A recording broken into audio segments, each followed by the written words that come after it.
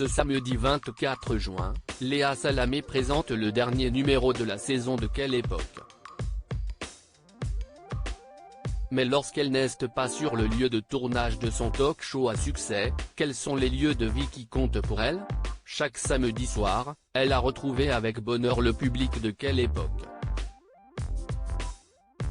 Ce samedi 24 juin, si est néanmoins la dernière de cette première saison pour Léa Salamé, qui peut se féliciter de très bonnes audiences. Les vacances peuvent commencer pour la journaliste, qui va pouvoir retrouver les siens, notamment son compagnon Raphaël Glucksmann, leur fils Gabriel, 6 ans, ainsi que l'aîné du politique, Alexandre 11 ans. Mais au fait, quels sont lieux qui comptent aux yeux de Léa Salamé, lorsqu'elle n'est pas sur le plateau du talk-show de France 2? Il y a bien sûr, commençons par le commencement, Beyrouth, capitale libanaise qui a vu naître Léa Salamé, plus connue ici sous le nom de Léa Salamé. En 2020, la journaliste y retournait et partageait alors son émotion sur les réseaux sociaux. Après les explosions du 4 août de cette année-là, qui ont détruit façades et rues, fait plus de 190 morts et 6500 blessés, elle y a mené des interviews dans le cadre de la soirée Tous Unis pour le Liban. Beyrouth mon amour, entre les ruines et les larmes, la vie reprend peu à peu, commentait-elle alors. Après avoir passé ses 5 premières années dans cette superbe cité, elle a rejoint Paris.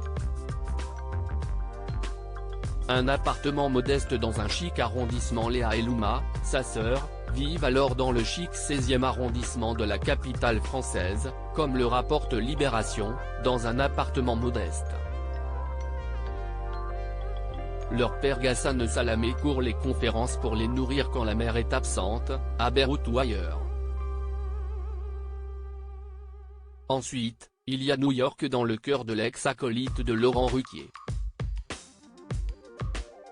Alors qu'elle y fait ses études, la jeune femme de 21 ans va y vivre les attentats du 11 septembre 2001. Réveillée en sursaut par un bruit violent, l'étudiante de Sciences Po, venue pour un stage, enfile une jupe, des tongs, un t-shirt et pas de soutif, pour aller chercher en bas de l'immeuble son pain au raisin, quand elle va finir par réaliser le chaos. Et là, un énorme tsunami de poussière nous est tombé dessus. J'ai couru vers le nord en pensant qu'on nous tirait dessus. Je voyais des oiseaux tomber, c'étaient des hommes, mais je ne le comprenais pas. Et puis, il y a la Corse. Léa Salamé passe en effet nombreuses de ses vacances d'été sur l'île. L'année dernière, elle était présente là-bas en famille et a vécu un terrible moment, en raison d'un violent épisode orageux qui s'est abattu sur l'île le 18 août.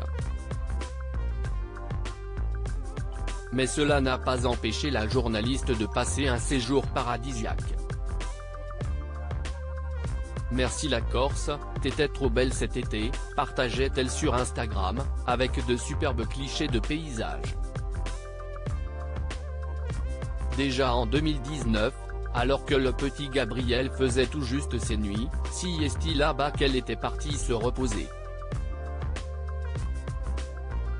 Un lien indéfectible.